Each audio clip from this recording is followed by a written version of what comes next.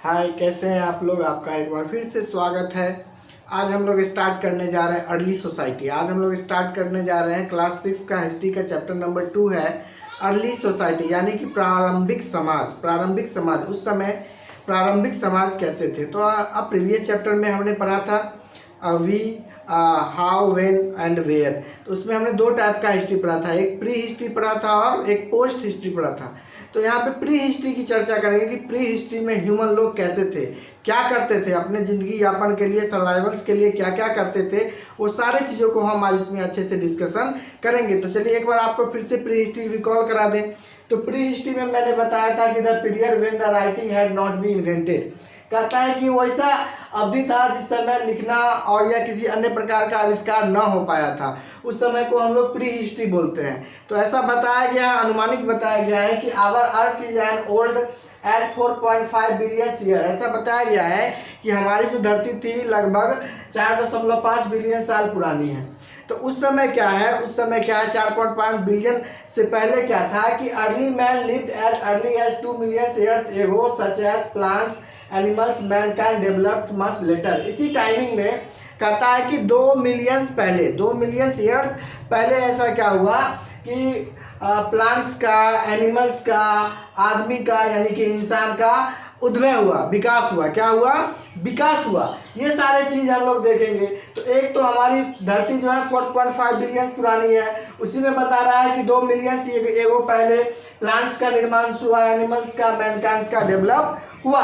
उसी में हम आपको बता दें कि उस समय जो ह्यूमंस था उस समय देखने में मंकी के तरह, ऐप के तरह दिखता था। उसको ठीक से स्ट्रेट चल भी नहीं पाते थे, ठीक से स्ट्रेट सीधा होके चल भी नहीं हो पाते थे, लुढ़क के चलते थे। तो उस टाइप में को जो देखने में मंकी की तरह लगते थे या फिर ऐप की तरह लगते थे, तो they were close to an ape और monkey like men's called anthropoids. तो उस टाइप्स के ह्यूमंस को हम लोग उस समय एंथ्रोपॉइड्स के नाम से जानते हैं, क्योंकि बिल्कुल भी मंकी और एप की तरह लगते थे। अब उसी प्रकार उस समय जो है लोग अपने एक स्थान पे नहीं रहते, अपने सर्वाइवल्स के लिए एक स्थान पे नहीं रहते थे, इसलिए उनको नोमैड्स बोलते थे। क्या बोलते हैं? नोमैड्स। कहता है कि nomads people move from one place to another place. कहता है ऐसे लोग एक स्थान से दूसरे स्थान तक घूमते रहते थे। क्यों? हंटिंग्स के लिए, wild animals, fish, birds, fruits, seeds and leaves. कहता है कि एक स्थान से दूसरे स्थान घूमते शिकार करते थे, जानवर का मछली मिलता था, पक्षी मिलते थे, फल मिलते थे, पेड़ पत्ते जड़ मिलते थे, ताकि वो उसको खा के अपनी भूख को मिटा सके। इस तरह से उनका लाइफ स्टाइल बदलने लगा। आप उनको शिकारी भी बोल सकते हैं, दे वेयर ऑल्सो कॉल्ड हंटर, शिकारी बोल सकते हैं, एंड द फूड गैदरर्स यानी कि भोजन इकट्ठे करने की सामग्री। तो लाइफ स्टाइल चेंज हुआ, तो हमने इस नाम से जाना। अब नोमैड्स आपका क्लियर हो गया। भाई एक क्वेश्चन मन में आता है कि नोमैड्स क्यों बनना पड़ा, एक स्थान से दूसरा स्थान क्यों करना पड़ा। तो उसके कुछ रीजंस होंगे। तो देखिए कुछ रीजंस मैंने यहाँ पे डिनोट किया है, आपको एग्जाम में पूछा भी जाएगा। What made the early man wanders from place to place, यानी कि प्रारंभिक लोग जो थे एक स्थान से दूसरे स्थान तक मूव क्या करते थे। तो सम फॉलोइंग रीजंस वेयर, कुछ रीजंस थे। फर्स्ट रीजंस मैंने दिया है सर्च ऑफ वाटर। अब देखिए जीने के लिए पानी की आवश्यकता है, तो हो सकता है कि उस समय पानी की आवश्यकता के लिए वो एक स्थान से दूसरे स्थान तक अपने आप को क्या करते हो, मूव करते हो। दूसरा पॉइंट मैंने दिया है they need constant source of plants and animal. आप देखिए कि उनको बहुत अत्यधिक मात्रा में प्लांट्स और एनिमल्स की आवश्यकता रही होगी, इसलिए वो एक स्थान से दूसरे स्थान तक मूव करते थे, क्योंकि प्लांट से ही फल मिलते होंगे और उस फल से अपना वो भोजन आहार बनाते होंगे एनिमल से। तो इस प्रकार से इस दोनों के लिए भी वो अपना स्थान को मूव करते होंगे। तीसरा पॉइंट दिया है many plants and trees bear fruits in a particular season.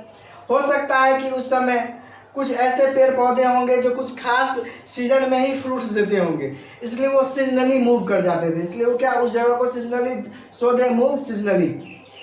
Fourth point है they followed the movements of animal.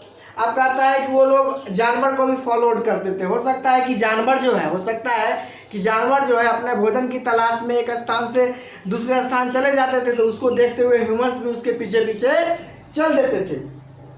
तो ये टोटली 4 पॉइंट्स हैं जो आप इसको अच्छे से देख लीजिए, आप स्क्रीनशॉट ले लीजिए। उसके बाद हम लोग देखेंगे कि अपनी आत्मरक्षा के लिए, अपनी रक्षा के लिए या शिकार करने के लिए, हंटिंग करने के लिए उन्होंने पत्थर का इस्तेमाल किया, स्टोन का इस्तेमाल किया, तो हम आगे अब स्टोन एज देखेंगे। क्या देखेंगे? स्टोन एज देखेंगे। आप एक बार इसका स्क्रीनशॉट ले लीजिए, फिर हम लोग स्टोन एज पे आते हैं वापस।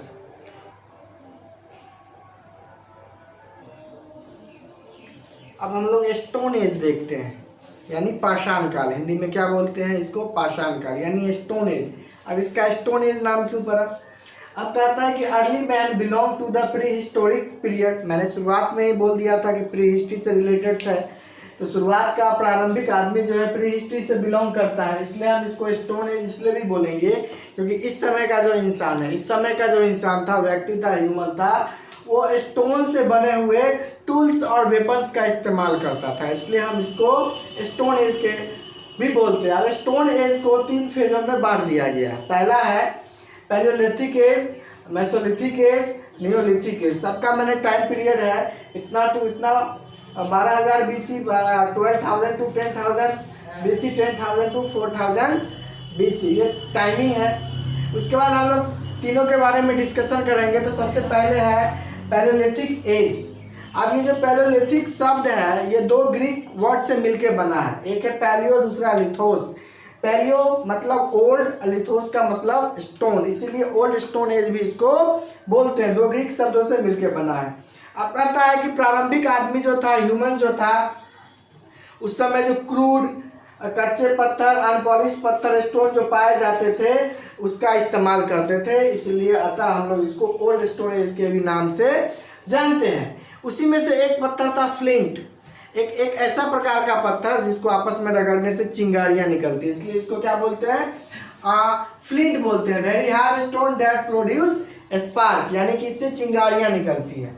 अब कहता है कि इस पत्थर को देखते हुए, इसकी क्वालिटी को देखते हुए आर्कोलॉजिस्ट ने इसको 3 भागों में बांट दिया। पत्थर के क्वालिटी, स्टोन की क्वालिटी को देखते हुए आर्कोलॉजिस्ट ने, पुरातत्व विभाग ने इसको 3 भागों में बांट दिया, lower, middle and upper as. यानी लोअर पैथोलिटिक एज, मिडिल पैथोलिटिक एज और अपर पैथोलिटिक एज। मतलब कि इस तीनों एज में किस टाइप्स का टूल्स मिलता था पत्थर का, स्टोन का, वो यहाँ पे मेंशन किया हुआ है। तो tools were mostly hand axes used for chopping trees and animals. कहता है कि लोअर पैलियोलिथिक एज में अक्सर ऐसे औजार मिले जो क्या बोलते हैं, कुल्हाड़ी के तरह। कैसे? कुल्हाड़ी के तरह मिलते थे, जिसका इस्तेमाल लोग ट्रीज और एनिमल्स को छीलने के लिए करते थे। अब ये कहाँ पे ये जगह पाया गया था उस समय? तो सोन रिवर पंजाब और बैंक्स ऑफ रिवर नर्मदा इन मध्य प्रदेश। आप इसको अच्छे से नोट कर लें कॉपी में। मिडिल एज में स्क्रैपर्स टूल्स, जिसको कुदाल बोलते हैं, क्या बोलते हैं? कुदाल टाइप्स का टूल्स मिला, ये भी सोन विलेज पंजाब में, नर्मदा बैंक्स मध्य प्रदेश में। और तीसरा था अपर एज। अपर एज में ब्लेड टाइप का, धारीदार जिसको बोलते हैं, धारीदार टाइप का औजार मिला, खास करके मध्य प्रदेश और झारखंड के छोटा नागपुर प्लेटू पठार में। तो आप इसको अच्छे से नोट्स कर लें। और हम लोग और पैलियोलिथिक एज के बारे में देखते हैं कि और इंडिया के किस किस भागों में पाया गया, इस औजार का इस्तेमाल करके क्या क्या फ़ायदा हुआ, आगे देखते हैं। आप इसका एक बार स्क्रीनशॉट ले लें पहले।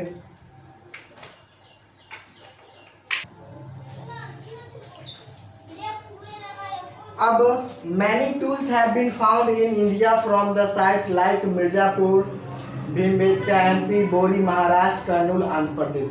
अब बहुत सारे भारत में ऐसे जगह थे, बहुत सारे भारत में ऐसे जगह थे जहाँ पे ये टूल्स पाए जाते थे। उस जगहों में कुछ नाम है, MP में भीमबेटका, मिर्जापुर UP का हो गया, महाराष्ट्र में बोरी हो गया, कर्नूल हो गया आंध्र प्रदेश का। अब कहता है कि इस टूल्स का इस्तेमाल विभिन्न पर्पस के लिए किया गया था। इस टूल्स का इस्तेमाल विभिन्न पर्पस के लिए किया गया था। पहला है to cut meat and bones, मतलब कि जो जानवर के मांस होते हैं उसको कट कुट करने के लिए, हड्डी को तोड़ने के लिए, पेड़ के टहनियों को छीलने के लिए, स्किन, एनिमल स्किन को छीलने के लिए, ताकि उससे कपड़ा बनाया जा सके, फिर लकड़ी का इस्तेमाल करके ताकि उससे हैंड एक्स बनाया जा सके। तो ये टूल्स का विभिन्न पर्पस था। अब कहता है कि उसी समय बहुत सारा ऐसा स्थान था धरती पे ऐसा स्थान था जहाँ काफ़ी बर्फ पड़ती थी, या फिर वहाँ का जो क्लाइमेट था वो काफ़ी ठंडा था। इस कारण से इस अवधि को हम लोग आइस एज के भी नाम से जानते हैं। इस कारण से हम लोग इस पीरियड को आइस एज के भी नाम से जानते हैं। उसके बाद है एक अलग इन्वेंशन हुआ, डिस्कवरी ऑफ फायर। उन्होंने देखा, शुरुआत के ह्यूमंस ने देखा कि अचानक से दो पत्थर टकराया और किसी तरह उसमें स्पार्क हुआ। स्पार्क होने के बाद जंगल में आग लग जाती है। तो इस तरह से उन्होंने देखा कि ये एक अजीब तरह की घटना थी, जिससे एक विशेष प्रकार की रोशनी भी होती है और शरीर में जलन भी महसूस होती है, यानी कि गर्मी फील होती है। तो फिर क्या हुआ कि उस आग लगने से क्या हुआ कि बहुत सारे जानवर जल गए उसमें। तो जो जानवर जल गए तो उसके मांस को वो खाए तो उनको टेस्टी लगा। तो टेस्टी लगा तो उनके लिए एक नया अवलोकन था। तो क्या फायदा हुआ? The early man began to use fire to be safe from the wild animal. अब जितने भी जंगली जानवर से उनको डर लगते थे, इस आग की डर से वो लोग जंगली जानवर भाग जाते थे। Warm during the cold weather, ठंड के मौसम में शरीर में उससे गर्मी मिलती थी। कुकिंग फूड, जो मैंने पहले ही बता दिया कि आसानी से आप वो कुकिंग फूड मतलब टेस्ट उसका बदल गया। कच्चा जो मांस खाते थे वो और पक जाने के बाद जो मांस था। तो ये सारे फायदे हुए आग के आविष्कार के बाद। अब कुछ है आर्ट्स यानी कि कला यानी कि पेंटिंग्स, इसके बारे में। इस एज में क्या हुआ कि बहुत सारे जगहों पे ऐसा पाया गया कि वो लोग जो जंगल में शिकार करते थे, वो लोग जो जंगल में शिकार करते थे, या फिर बहुत सारे पशु पक्षी या फिर जानवर का दीवार पे चारकोल से पेंटिंग बना दिया करते थे। क्या करते थे? Early man began to paint scenes of huntings और wild animals of the walls of caves, यानी गुफाओं में जाके गुफाओं के दीवारों पे बहुत प्रकार का पेंटिंग चित्र उगा दिया जाता है, जैसा कि बुक में आपको दिखाया भी गया। इंडिया में कुछ ऐसे जगह थे जैसे भीमखेता, एमपी में मैंने बताया। इसका मतलब ये था, it means the early man used to art of painting communicate their feelings and emotions. यानी इससे ये स्पष्ट होता है कि उन्होंने, क्योंकि उन लोगों को तो उतना लिखने का कोई नॉलेज था नहीं, तो इससे ये पता चलता है कि वो अपनी फीलिंग्स को, अपने इमोशंस को चित्र के द्वारा ही प्रस्तुत किया करते थे। अब हम लोग थोड़ा सा आप देखते हैं मेसोलिथिक एज के बारे में। आप इसको एक बार कॉपी में नोट कर लें या स्क्रीनशॉट ले लें, देखते हैं।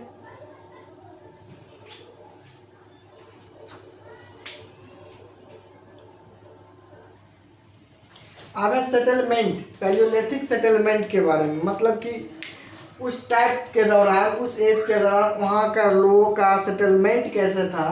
तो कहता है कि most of the palaeolithic settlement have been found near the source of waters, rivers और लेक। कहता है कि कोई भी सेटलमेंट अपने ज़रूरत के हिसाब से ही होती है। कोई भी सेटलमेंट जो होती है ज़रूरत के हिसाब से, और उस समय जो ज़रूरत थी वो पानी की थी। तो उस समय जो वो लोग अपने आप को सेट कर रहे थे, वैसी जगह पे सेट कर रहे थे जहाँ पे पानी की क्या हो, व्यवस्था हो, यानी कि रिवर्स के पास या फिर लेक के पास। अब कहता है कि some sites have also been found where good quality stones were available. कुछ ऐसे भी जगह थे जहाँ पे अच्छे क्वालिटी का स्टोन्स उपलब्ध हो, ताकि अच्छे से औजार किया जा सके, बनाया जा सके। तो उसकी एबिलिटी के हिसाब से भी अपना जगह लोग चूज करते थे। This sites where the early man made tools for stone. कहता है कि शुरुआत, प्रारंभिक समय के जो लोग थे उस टूल का उपयोग करते हैं, टूल्स ऑफ स्टोन बनाने के लिए जिस जगह का इस्तेमाल करते थे उसको फैक्ट्री साइट के भी नाम से जानते थे। Early man lived in groups as it given security and protection. एक फ़ायदा ये भी होता था कि प्रारंभिक आदमी जो थे वो ग्रुप में रहना पसंद करते थे। किस चीज़ में रहना पसंद करते थे? ताकि उनको एक तो अपना सुरक्षा महसूस हो, प्रोटेक्शन महसूस हो। एक साथ रहने से क्या होता है, किसी भी चीज़ के आतंक से सामना किया जा सकता है।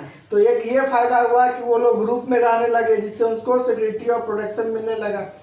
He could also Hunt better and gather more food. अब कहता है कि ग्रुप में रहने से एक और फायदा हुआ कि अधिक से अधिक शिकार करना और अत्यधिक मात्रा में भोजन सामग्री की उपलब्धता करना। ये सिर्फ और सिर्फ एक साथ रहने की वजह से हो पाया। तो ये कुछ रीजन थे जो पैलियोलिथिक सेटलमेंट में किए गए। अब है मेसोलिथिक एज। दूसरे काल में हम लोग लौट के चलते हैं। मेसोलिथिक एज कहता है कि उस समय आते आते तक जो संसार का जो विभिन्न क्षेत्र थे वो काफ़ी गर्म हो गए थे। घास का मैदान उगाए थे, उस घास के मैदान पे विभिन्न प्रकार के जानवर आ गए थे। कहता है the world had become a wind warmer, tools and implements become more sharp and accurate called microliths. आप कहता है कि जो भी टूल्स औजार बनाने वाली सामग्री थी वो काफ़ी तेज और इनोवेटिव हो चुके थे, एक्यूरेट हो चुके थे। उस चीज़ को हम लोग माइक्रोलिथ्स के भी नाम से जानते हैं। आप कहते थे early man learn about growing crops. उस समय यानी कि मेसोलिथिक एज में आते आते लोग क्रॉप उगाना सीख चुके थे, खास करके व्हीट, बार्ली, राइस, और पशुपालन करना भी सीख चुके थे, जैसे कि सीप का, गोट का, कैटल का, ये सब करना सीख चुके थे। तो ये सारा चीज़ जो था वो मेसोलिथिक एज में था। अब है उसके बाद न्यूलिथिक एज, नवपाषाण काल जिसको बोलते हैं। यहाँ आने के बाद तो वो लोग एक जगह इकट्ठा होने के बाद अपना लाइफ बिताना शुरू कर दिए, बिगिनिंग ऑफ सेटल लाइफ। यानी कि ये जो न्यूलिथिक एज में था, ये लोग जो ग्रुप में रहते थे, अब एक नए लाइफ, एक खास जगह में जाके अपने ज़िंदगी को बिताना शुरू किए। The early man become a food producer, और एक साथ एक जगह पे रहने के साथ साथ क्या हुआ कि बहुत ज़्यादा मात्रा में अनाज उत्पादन करने लगे, बहुत लार्ज स्केल पे। अब जो पहले नोमैडिक हुआ करते थे, एक स्थान से दूसरे स्थान जाया करते थे, वो सिस्टम बंद हो गई।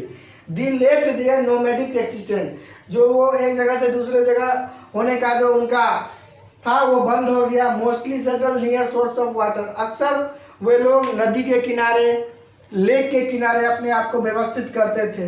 And growth of early village began to take place, और इस तरह से अब धीरे धीरे गांव का विकास होना एक जगह पे शुरू हो गया। इस तरह से मैंने पैलेथिक सेटलमेंट्स, मेसोलिथिक एज और न्यूलिथिक एज के बारे में आपको बताया है। अब एक छोटी सी कहानी बच गई है कर्नाटक के बारे में, उसको देख लेते हैं, उसके बाद ये चैप्टर खत्म हो जाएगा। आप इसको आप पॉइंट कोड के कॉपी पे उतार लीजिए या फिर इसका आप स्क्रीनशॉट ले लीजिए। एक केस स्टडी करने के लिए बुक में दिया गया है, डेक्कन जगह है साउथ का। कहता है Hunsgi and the Baichar valley of the Karnataka are the two prominent palace from where India's oldest stone tools have been found.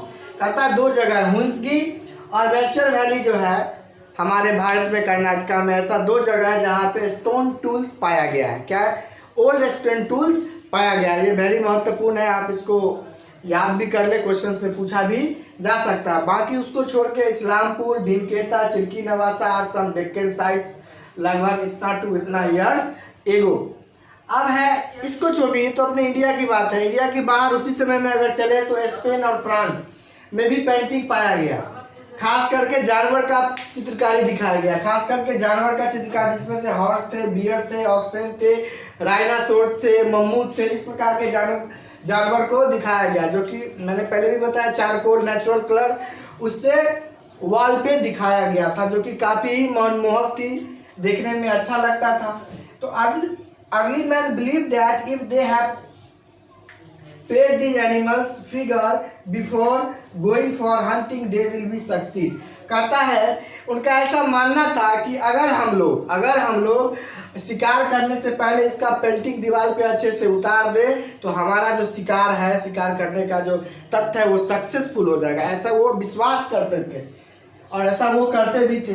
तो these paintings we are use to teach the young, यानी आज के ज़माने में उस पेंटिंग को देख के हम लोगों को, युवा को सीखने की आवश्यकता है कि उन लोग का टेक्निक कैसा था, पेंटिंग का डिफरेंट टेक्निक का यूज़ करते थे। अतः हम लोग कह सकते हैं कि उस समय के लोग काफ़ी बहुत बड़े आर्टिशियंस थे। क्या थे? आर्टिस्ट थे।